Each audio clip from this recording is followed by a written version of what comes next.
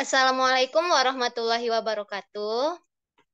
Waalaikumsalam warahmatullahi wabarakatuh. Hari ini, saya dan 4 rekan-rekan anggota kelompok saya akan menyampaikan materi mengenai tahapan ketiga dari Understanding by Design, atau disingkat dengan UBD, yaitu tahapan merencanakan pembelajaran. Sebelum itu, saya sendiri akan menjelaskan apa sih yang dimaksud dengan UBD. Jadi, UBD ini adalah sebuah kerangka kerja untuk memperbaiki kualitas pembelajaran dengan cara mensinkronkan dengan tujuan, langkah, dan evaluasi pembelajaran. Dalam pembelajarannya, UBD ini dia lebih menekankan kepada siswa. Jadi nanti siswa yang menjadi pusat dari pembelajaran. Kemudian, UBD ini dia menawarkan proses perencanaan dan struktur untuk menuntun kurikulum, penilaian, dan instruksi pembelajaran. Di dalam UBD ini ada 2 kata kunci. Yang pertama itu kata kunci understanding, yaitu fokus dalam pengajaran dan penilaian untuk pemahaman dan transfer belajar kepada peserta didik. Kemudian kata kunci yang kedua itu ada desain, yaitu kerangka kurikulum dari UBD ini. Jadi UBD ini nanti menggunakan kerangka kurikulum pembelajaran terbalik atau juga disebut dengan backward design. Kemudian selanjutnya akan dijelaskan oleh Fatia Hayuni. Baik, di sini saya akan menjelaskan tahapan-tahapan dalam backward design. Ada 3 tahapan. Yang pertama, mengidentifikasi hasil yang diinginkan. Dan tahap yang kedua, menentukan bukti penilaian. Dan tahap yang ketiga, merencanakan pembelajaran. Baik, kelompok kami akan lebih memfokuskan pada tahap yang ketiga, yaitu merencanakan pembelajaran.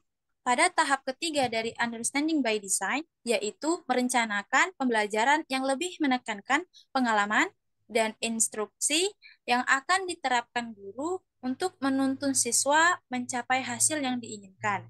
Pada tahap ini, guru memprioritaskan konten yang akan diajarkan dan memilih pembelajaran pengalaman yang akan dilakukan siswa selama proses pembelajaran untuk mengembangkan kompetensinya. Oke, selanjutnya akan dijelaskan oleh rekan saya. Baik, di sini saya akan menjelaskan tentang 5 pertanyaan kunci yang harus dipertimbangkan pada desain ini, yang meliputi yang pertama, pengetahuan dan keterampilan apakah yang diperlukan siswa untuk mampu secara efektif dan mendapatkan hasil yang diinginkan. Yang kedua, aktivitas apa yang dibutuhkan siswa untuk menguasai pengetahuan dan keterampilan yang diinginkan. Nah, yang ketiga, apa yang perlu diajarkan dan dilatih dan bagaimana cara terbaiknya untuk mencapai eh, sasaran yang diinginkan. Yang keempat, bahan dan sumber daya belajar apa saja yang diperlukan untuk mencapai tujuan ini.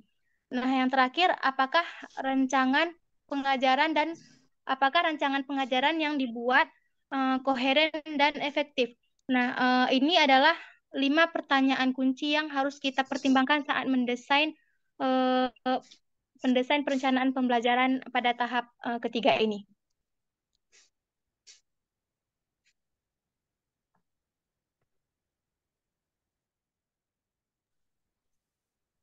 Kemudian, penerapan UBD.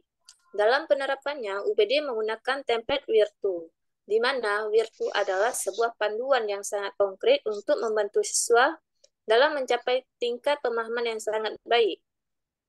Desain Virtu ini merupakan rancangan yang konstruktivis, di mana belajar adalah proses yang aktif dan siswa membangun sendiri pengetahuannya. Berarti siswa di sini ditekankan untuk mandiri dalam mencari pengetahuannya. Baik, selanjutnya kita akan membahas tentang elemen-elemen Where2 dalam merencanakan instruksi pembelajaran, di mana elemennya itu terbagi menjadi 7. Yang pertama dimulai dari huruf W, yaitu bagaimana membantu siswa untuk mengetahui kemana mereka dipimpin, atau disebut juga dengan where. Kemudian, mengapa mereka pergi ke sana, atau disebut dengan why, dan dengan cara apa mereka akan dievaluasi, atau disebut dengan what ways. Kemudian yang H, bagaimana atau hook, menarik perhatian siswa di awal, dan hook, memperhatikan minat dan antusiasme siswa di seluruh proses pembelajaran.